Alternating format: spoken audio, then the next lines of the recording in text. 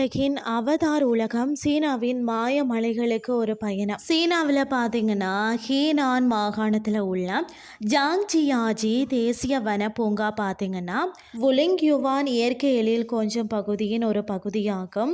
அதாவது பார்த்தீங்கன்னா 1982 தான் நிறுவப்பட்ட நாட்டின் முதல் தேசிய பூங்காவாகும். இது பார்த்தீங்கன்னா குவார்டர்ஸ் மணற்கல் தூண்கள் அடர்ந்த காடுகள் நீர்வீழ்ச்சிகள் மற்றது மேகமூட்டமான பள்ளத்தாக்குகளுக்கு பெயர் பெற்றதாம். 3000க்கும் அதிகமான மணற்கல்லால் ஆன உயரமான தூண் போன்ற மலைகள் உள்ளது.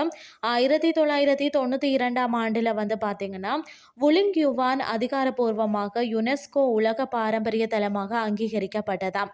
மிதக்கும் மலைகள் எனும் மாய தோற்றத்தை பார்க்கலாமா?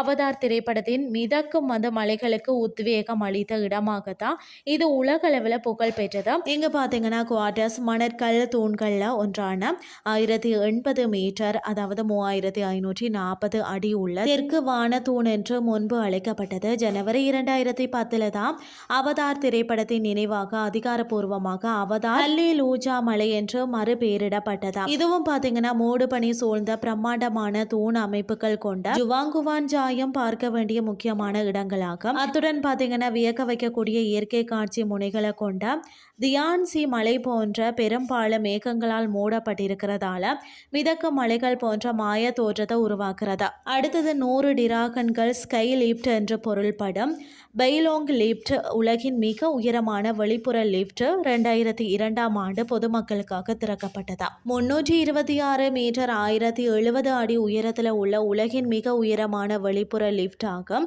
இது பார்வையாளர்களை 2 நிமிடங்களுக்குள்ள உச்சிக்கு கொண்டு செல்லும். இது பார்த்தீங்கன்னா 3 தனித்தனி கண்ணாடி லிப்டுகளை கொண்டுள்ளது. ஒவ்வொன்றிலும் பார்த்தீங்கன்னு சொன்னால் ஒரே நேரத்தில் 50 பேர் வரை பயணிக்க முடியுமா. இதை பார்வையாளர்களை விரைவாக மலை உச்சிக்கு கொண்டு செல்கிறது. அடுத்தது பார்த்தீங்கன்னா ஆகஸ்ட் 2016 உலகின் மிக நீளமான அதாவது 430 மீட்டர் மற்றது மிக உயரமான 300 மீட்டர் பாதசாரி கண்ணாடி இந்த பாலமானது ஜாங்ஜியாஜி கிராண்ட் கேன்யன் கண்ணாடி பாலத்தை திறந்தது. பார்வையாளர்களின் எண்ணிக்கை அதிகமாக இருந்ததால் பாலம் மூடப்பட்ட ஏராளமான சுற்றுலா பயணிகளை கையாள்வதற்கு ஏற்ற வகையில் தளவாடங்கள் மற்றது பாதுகாப்பு நடவடிக்கைகள் மேற்கொள்ளப்பட்டதா. செப்டம்பர் மாதம் மீண்டும் திறக்கப்பட்டதாம்.